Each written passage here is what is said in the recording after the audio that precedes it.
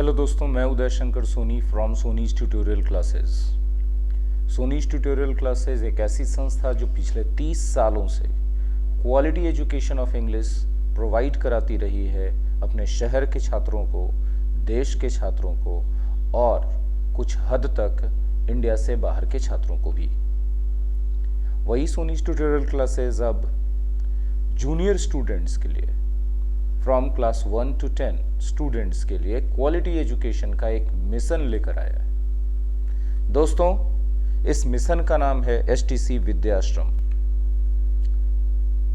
हम लोगों ने क्लास स्टार्ट किया है 1 to 10, जिसमें बच्चों को मैथ, इंग्लिश, साइंस और सोशल साइंस की पढ़ाई कराई जाती है। दोस्तों, इंग्लिश मीडियम में लंबे समय तक पढ़ने और भारी भरकम फी देने के बावजूद बच्चे अंग्रेजी भाषा को न बोल पाते हैं, न लिख पाते हैं, न समझ पाते हैं। ये किसी एक स्कूल की कहानी नहीं है।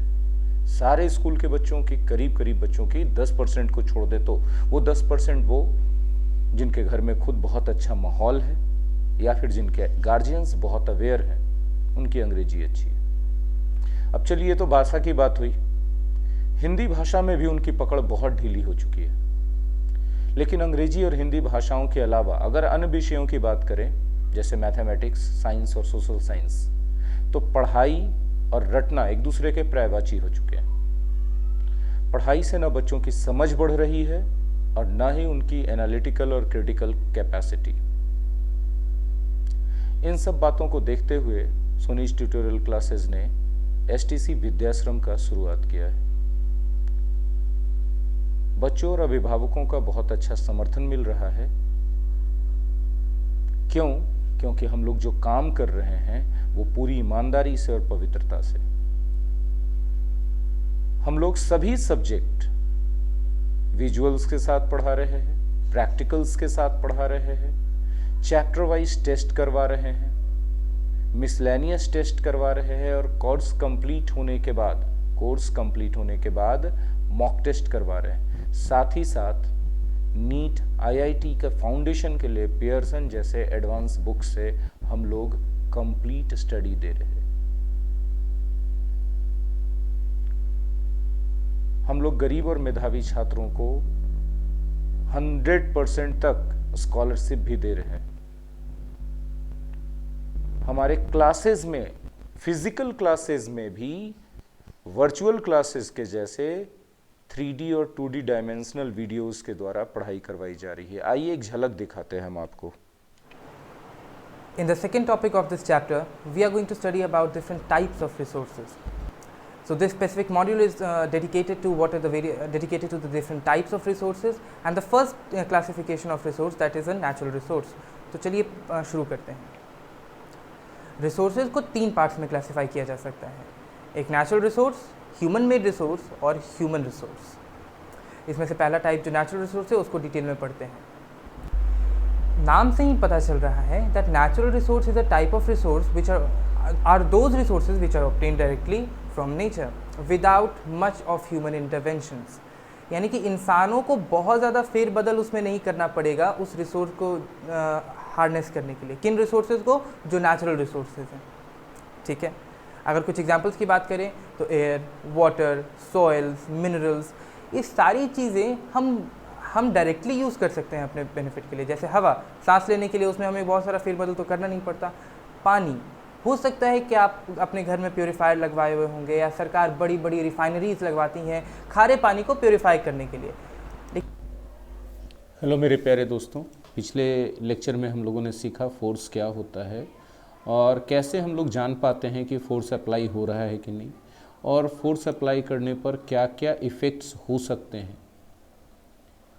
इस लेक्चर में हम लोग सीखेंगे कि कॉन्टैक्ट फोर्सेस कितने तरह के होते हैं, उनका क्या इम्पैक्ट होता है, उनके बारे में डिटेल से।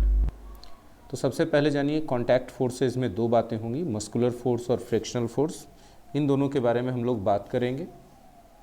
ठीक है, तो फोर्सेस आर ऑफ 2 टाइप्स, 2 तरह के होते हैं, कॉन्टैक्ट फोर्सेस और non contact forces. Contact forces के अंतर्गत 2 तरह के फोर्सेस आते हैं। एक होता है मस्कुलर फोर्स, दूसरा होता है फ्रिक्शनल फोर्स। ठीक है, और नॉन कांटेक्ट के अंतर्गत 3 तरह के फोर्सेज आते हैं, ग्रेविटेशनल फोर्स, इलेक्ट्रोस्टैटिक फोर्स और मैग्नेटिक फोर्स। चलिए बारी बारी से हम लोग सबके बारे में सीखते हैं। सबसे पहले सीखेंगे मस्कुलर फोर्स के बारे में। जैसे कि नाम से ही पता चल रहा है बच्चों, मस्कुलर फोर्स मतलब मसल्स के द्वारा लगाया जाने वाला फोर्स। जैसे आप देख रहे हैं कि रूम में टेबल के ऊपर एक किताब है, कुछ किताबें रखी हुई हैं, ठीक है। क्या आप इन किताबों को उठा सकते हैं या धक्का दे सकते हैं, पुश कर सकते हैं बिना टच किए हुए? जवाब है सर कैसी बातें कर रहे हो सर, कभी पॉसिबल नहीं है, आप नहीं कर सकते सर ऐसा। जब आपको उन किताबों को पुश करना है या लिफ्ट करना है तो उनको टच करना पड़ेगा। पुश करने के लिए, लिफ्ट करने के लिए उनको टच करना पड़ेगा। विदाउट टचिंग आप नहीं कर सकते ऐसा। चलिए एक और सवाल है, ठीक है। क्या आप बकेट ऑफ वाटर को विदाउट होल्ड किए हुए लिफ्ट कर सकते हैं, बिना होल्ड किए हुए लिफ्ट कर सकते हैं? सर बोलेंगे सर पागल हो गए क्या सर, क्या सवाल पूछ रहे हैं सर, इम्पॉसिबल, नहीं हो सकता ऐसा, बिल्कुल नहीं हो सकता भाई। To apply a force on an object, body has to be in contact with the object, ठीक है। अगर किसी ऑब्जेक्ट पर हमको फोर्स अप्लाई करना है तो वो ऑब्जेक्ट और दूसरा जिससे फोर्स अप्लाई हो रहा है दोनों को कांटेक्ट में आना पड़ेगा। आप सोचो, पीछे चलते थोड़ी सी, हम लोग यहाँ वापस आते हैं, देखते हैं कि बुक्स को हम लोग लिफ्ट कर पाएंगे या पुश कर पाएंगे बिना उसको टच किए? नहीं, उनको कांटेक्ट आना पड़ेगा। वो ऑब्जेक्ट और जिस चीज़ से फोर्स लगा रहे हैं वो चीज़ कांटेक्ट में आना पड़ेगा। उसी तरह से ये बाल्टी जो है, आप इसको होल्ड ना करें रस्सी के सहारे या फिर डायरेक्ट बाल्टी को, तब तक आप उसको लिफ्ट नहीं कर सकते हैं। आज के इस लेक्चर में समझते हैं कि स्फेरिकल मिरर्स क्या होते हैं। स्फेरिकल मिरर्स हम लोग अपने पिछले मॉड्यूल में, पिछले लेक्चर में समझ चुके हैं कि एक मिरर क्या होता है। क्या है एक मिरर? एक मिरर एक super shining, super smooth reflecting surface होता है। एक ऐसा सरफेस जो बहुत शाइनी हो, जिसमें अधिकतर इंसिडेंट रेज को वो ऑब्जॉर्व ना करके वापस रिफ्लेक्ट करते, वो एक मिरर होता है। पिछले लेक्चर में हम लोग स्फेरिकल मिरर्स के बारे में जाने थे, प्लेन मिरर्स के बारे में जाने थे। एक प्लेन मिरर वैसा मिरर होता है जिसका सरफेस, जिसका रिफ्लेक्टिंग सरफेस बिल्कुल स्मूथ हो, बिल्कुल प्लेन हो, उसमें कोई कर्व्स, कोई एंगल्स और किसी तरह का कोई भी बेंडिंग वगैरह कुछ ना हो। तो वैसे ही स्फेरिकल मिरर्स, नाम से ही पता चल रहा है कि यहाँ पे उस मिरर का कनेक्शन कुछ ना कुछ स्फीयर से है। स्फेरिकल वर्ड स्फीयर से बना है। तो स्फीयर का मतलब, स्फीयर एक शेप होता है। कैसा शेप? हम जो बॉल खेलते हैं, चाहे वो फुटबॉल हो, टेनिस बॉल हो, क्रिकेट बॉल, तो वो बॉल का एक जो शेप होता है, उसी शेप को स्फीयर बोलते हैं। तो यानी कि एक स्फेरिकल मिरर भी क्या स्फीयर के शेप का होता है? जी स्फीयर के शेप का नहीं होता, वो स्फीयर से बनता है। आप समझते हैं कि स्फीयर से बनता कैसे? तो दो तरह के मिरर्स होते हैं, एक कॉन्वेक्स मिरर और एक कॉनकेव मिरर, आके कन्वर्ज कर देता है। कैसे करता है वो हम लोग आगे वाले स्लाइड्स में, आने वाले केव, कॉन का मतलब कर्व और केव का मतलब इनवर्ड्स।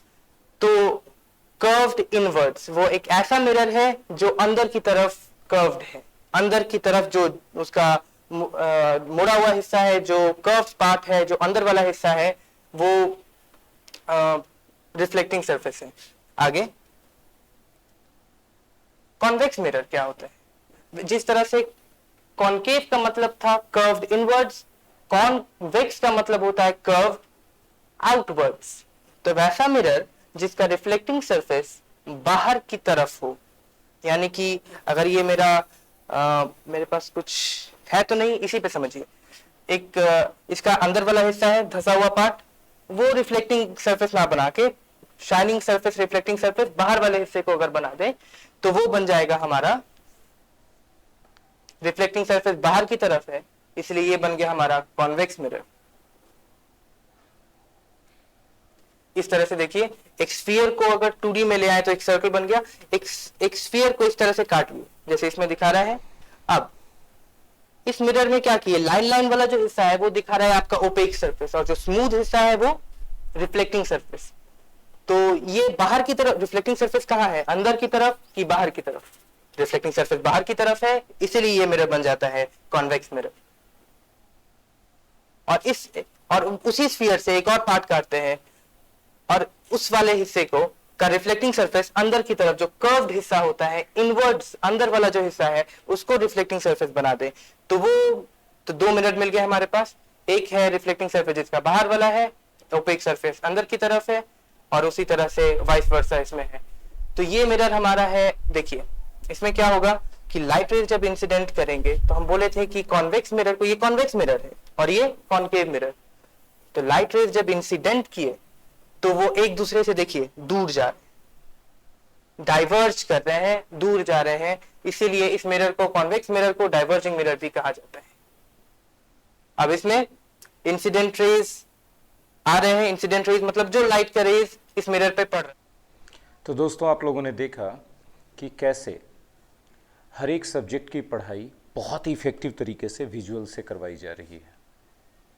ये कोई ऑनलाइन या रिकॉर्डिंग क्लास की बात नहीं है, हमारे फिजिकल क्लासेस में भी एग्जैक्टली हम निवेदन करेंगे सभी छात्रों से और गार्जियन से कि वो आए हमारे क्लासेस को देखें कि क्या जो हमने वादा किया है इस वीडियो में वो सिर्फ बोलने की बात है या प्रैक्टिकली वो किया जा रहा है। तो दोस्तों हम लोग विजुअल से पढ़ा रहे हैं, हर एक सब्जेक्ट का प्रैक्टिकल्स करवा रहे हैं, लैंग्वेज पर फोकस है, साथ ही साथ चैप्टर वाइज मिसलेनियस और पीरियोडिक टेस्ट, मॉक टेस्ट और एडवांस कोर्सेज की पढ़ाई करवा रहे हैं कोर्स कंप्लीट होने के बाद। बहुत ही अमेजिंग, बहुत ही कम फी में।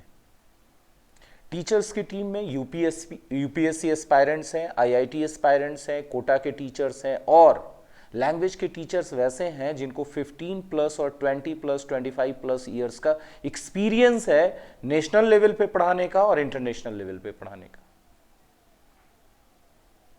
एक बार आके देखने का बनता है ताकि आप हमारे इस मिशन में हमारे सहयोगी बन सके, ताकि बच्चों का उस भविष्य उज्जवल बनाने में आप हमारी सहायता कर सकें।